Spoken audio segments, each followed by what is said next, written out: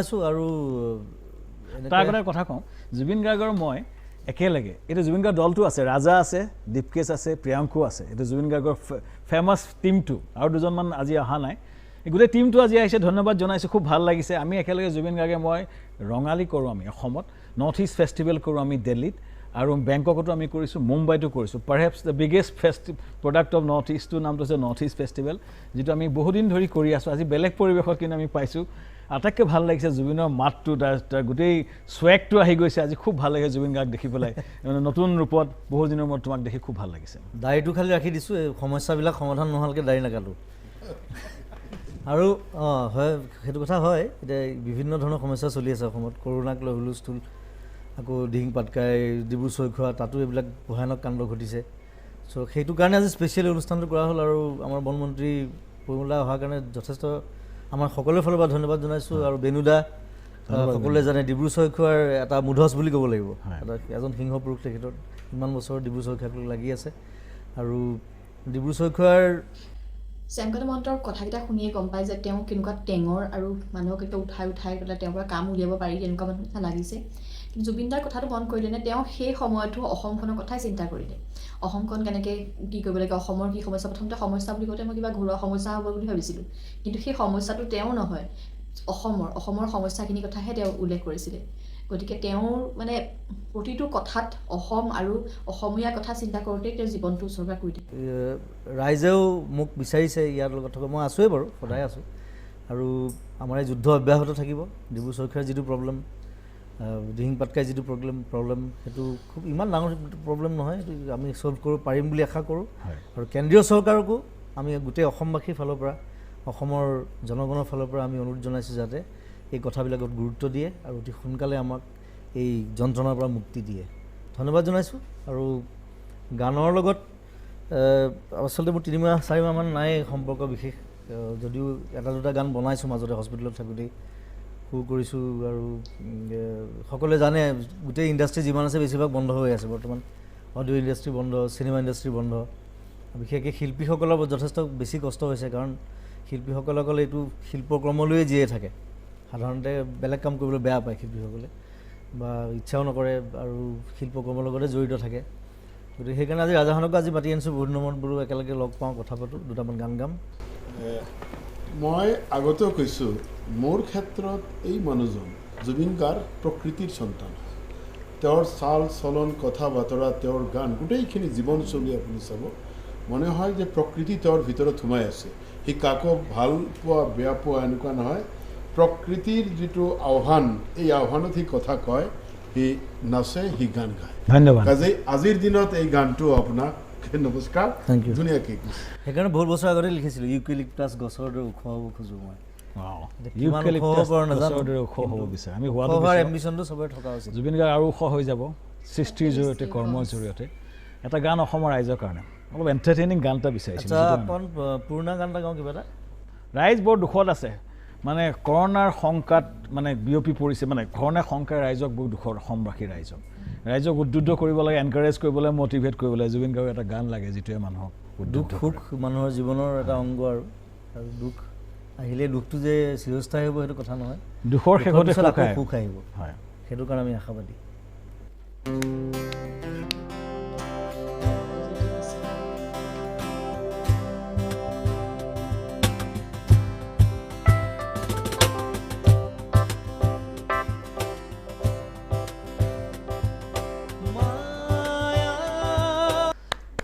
তুমি জানো সঁচা নে মৰমৰ মা কিন্তু গান যিটো গানৰ সৃষ্টি গানৰ শব্দ অপূৰ্ব মানে অসমীয়া গানৰ ইতিহাসত এইটো গান জীয়াই থাকিব সমগ্ৰ বছৰ সমগ্ৰ জেনেৰেশ্যনত থাকিব বহুত দিন হ'ল যেতিয়া তেওঁৰ আৰম্ভণি আৰু টিভিৰ জগতত আহা মই খুব ক্ল'জলি তেওঁৰ যে গোটেইখিনি শুনিব পাৰিছোঁ এনেকুৱা সৌভাগ্য হোৱা নাই বাট টিভিৰ জৰিয়তে শুনি থাকোঁ যেতিয়াই শুনো আপোনালোকৰ টিভিৰ এংকৰে কৈ থাকে যে জুবিন গাৰ্গৰ গান আছে তেতিয়াই সময়খিনি যিমানখিনি পাৰোঁ ওলাই লওঁ এটা কথা ক'ব পাৰোঁ আপুনি যিহেতু মোক সুধিছে মই আজি খুব মানে ধন্য মানিছোঁ সেইকাৰণে কাৰণ জুবিন গাৰ্গৰ মাজতে মই প্ৰকৃতি দেখি পাওঁ সেইকাৰণে প্ৰথম আৰম্ভণিতে মই কৈছিলোঁ প্ৰকৃতিৰ সন্তান হয় তেওঁৰ চাল চলন বলন তেওঁৰ যিটো সংগীত চৰ্চা বা তেওঁৰ জগত, এই জগতত তেওঁক আমি প্ৰকৃতি দেখা পাওঁ। তো বনাই মেলি কথা কোৱা, বনাই মেলি চলাৰ অভ্যাস তেওঁৰ নাই। কাজেই আজি সি প্ৰকৃত অৰ্থত আমাৰ এই প্ৰকৃত প্ৰেমৰ লগতে তেওঁৰ যি আগতে কৈছে যে আমি এইটো আমি দি আছোঁ এই প্ৰকৃতি আমাৰ দিহিং পাটকাই আৰু আমাৰ ডিব্ৰু শইকীয়াৰ উদ্দেশ্যেই তেওঁৰ গান প্ৰথম গানখন অৰ্পণ কৰিলে। মই এই বিভাগেৰ মন্ত্ৰী হিসাবে তেওঁৰ ওচৰত কৃতজ্ঞতা জ্ঞাপন কৰিছোঁ আৰু ধন্যবাদ জনাইছোঁ। আপুনি অহাৰ কাৰণে আমি ধন্যবাদ জনাইছোঁ, আপুনি থকাৰ কাৰণে আমি খুব ভাল লাগিছে। আপুনি হেৰিত আৰু এটা কথা কওঁ, ফুৰমুলদাৰ জেগাত মই 8 বছৰ আছোঁ কৰিমগঞ্জত। মোৰ দেউতা তাত SDC আছিলে। চ' মোৰ গোটেই শৈশৱটো আচলতে তাতে নাৰ্চাৰীৰ পৰা একদম বেংগলী খুব ভাল কয়। নাৰ্চাৰীৰ পৰা ক্লাছ 7 জুবিন গাৰ্গ এতিয়া বেংগলত বিৰাট পপুলাৰ। জুবিনৰ গান মানে বেংগলত বহুতে বেংগলী মানুহ বুলি ভাবে তাত, অসমৰ জানে কিন্তু ভাবে যে বেংগলী মানুহ। চ' গতিকে গোটেই সেই কালচাৰটোৰ লগত মই জড়িত আৰু কৰিমগঞ্জত 8 বছৰ ধেমালি নহয় আচলতে। মই একচুৱেলি এটা গান জুবিন গাৰ্গৰ মোৰ আটাইতকৈ প্ৰিয় গানটো কি, ডেফিনেটলি মায়াবিনী। মায়াবিনী গানটো, গানৰ যিটো সুৰ যি সকলোৱে ফিল কৰিছে, অসমীয়া মানুহ মেক্সিমাম ডেকালৈ মায়াবিনী গানটো আটাইতকৈ প্ৰিয় গান মেক্সিমাম মানুহৰে। কিয় প্ৰিয়? এই গানটোৰ যিটো লিৰিক্সটো অসমীয়া জগতত, এইটো অসমীয়া হিষ্ট্ৰীত এটা ওৱান অফ দ্য ফাইনেষ্ট বুলি মই ভাবোঁ, আৰু মোৰ দৃষ্টিত এইটো ফাইনেষ্ট ছং। এই গানটো মই জুবিন গাৰ্গক কিমানবাৰ শুনিলোঁ। আমি নৰ্থ ইষ্ট ফেষ্টিভেল 7 বাৰ পাতিলোঁ, 7 বাৰে জুবিন গাৰ্গে গান গাইছে। ৰঙালী 5 বাৰ পাতিছোঁ, 5 বাৰ য'তেই হয়। কিন্তু গানটো আমি কেতিয়াও যিমানেই শুনো কাৰো ভাগৰ নালাগে, কাৰণ এই গানটোৰ যিটো সুৰটো বা সুৰৰ যিটো বেলেঞ্চটো বা উঠা নমাটো, মই ভাবোঁ যে মায়াবিনী অসমৰে নহয় সমগ্ৰ বিশ্বৰ এটা শ্ৰেষ্ঠতম সৃষ্টি। আজি মই যোগাত্মক দৃষ্টিত জুবিন গাৰ্গক লগ পাই ৰাইজৰ এই সময়ত ৰাইজৰ হৈ পেলাই অনুৰোধ জনাইছোঁ। মায়াবিনী গানটো গাম বাৰু। মায়াবিনীটো আচলতে এটা মোৰ ইনস্পাইৰেশ্যন আছে। এই গানটোৰ মোৰ খুব ভাল পোৱা এজন আৰ্টিষ্ট হৈছে ষ্টিং। তেওঁৰ ৱৰ্ল্ডৰ এজন one of the top rock জেজ আৰ্টিষ্ট ষ্টিঙৰ গান খুব শুনিছিলোঁ মই। ষ্টিঙৰ এটা গান আছে ফ্ৰেজাইল বুলি। ফ্ৰেজাইল গানটোৰ যিটো মানে কৰ্ড প্ৰগ্ৰেশ্যন যিটো, সেই কৰ্ড প্ৰগ্ৰেশ্যনটো মানে ইমান মোক ইনস্পায়াৰ কৰিছিলে এটা সময়ত। সেই প্ৰগ্ৰেশ্যনটোৰ ইনস্পাইৰেশ্যনটো মায়াবিনী গানটো বনোৱা গান, আৰু গানটো মই একদম মাজৰাতি কৰা গান। আৰু সেইখন আছিলে, চিনেমাখন নাম আছিলে দাগ চিনেমাৰ গান আছিলে। চ' ভাইমন দা, আমাৰ মুনীন বৰুৱা, তেখেত নাই আমাৰ মাজত আজি। ভাইমন দা মোক কৈছিলে যে চিনেমাখনত তপন দাসৰ কেৰেক্টাৰটো অলপ অদ্ভুত কেৰেক্টাৰ এটা, মানে ভাল বেয়া দুইটা আছে। মানুহজন খুবেই ভাল মানুহ এজন, চিনেমাখন যিসকলে চাইছে গম পাইছে। এটা বেলেগ ধৰণৰ চাইক'লজিকেল এটা প্ৰব্লেম আছে মানুহটোৰ।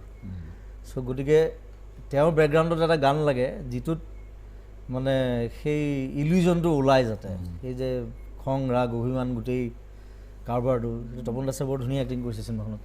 ডাক চিনেমা সেই ফিল্ডটো লৈ পেলাই সেই মায়াবিনী গানটো ৰচনা কৰা হৈছিলে ৰাতি। গাইছোঁ বাৰু সকলো গান।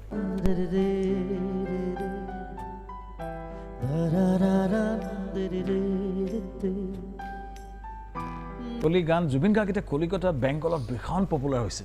এটা গান আছে চুনিয়া টু, সেই গানটো মানে ইমানেই পপুলাৰ, ইউটিউবত সাংঘাতিক ভিউ আছে। আমি দিল্লীত গোৱা দেখি শুনিছিলোঁ, কেনেকুৱা মানুহ হিন্দী স্পিকিঙে হওক বেংগলী স্পিকিং সকলো দিৱানা হৈ যায় গানটো। সেই গানটোৰ পৰা গাবলৈ জুবিন গাৰ্গক জনাইছোঁ। এইটো খোকা বাবু চিনেমাৰ গান, খুব ছুপাৰহিট এখন চিনেমা বেংগলী। আৰু আমাৰ মোৰ বন্ধু ঋষি, তাৰ মিউজিক আছিলে। গাইছোঁ আপোনালোকৰ কাৰণে।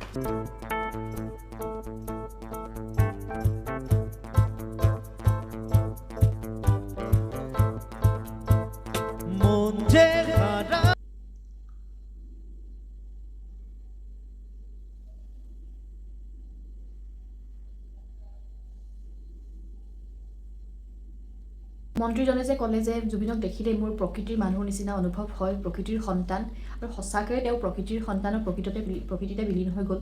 লগতে মায়াবিনী গানটোৰ কথা যে ক'লে, মায়াবিনী গানটো মানে এতিয়া সেই কথাকেইটাত মিলি গ'ল যে সকলো মানুহৰে প্ৰিয় গানটো আছিলেই, কিন্তু বৰ্তমান এটা প্ৰাৰ্থনাত পৰিণত হৈ পৰিলে।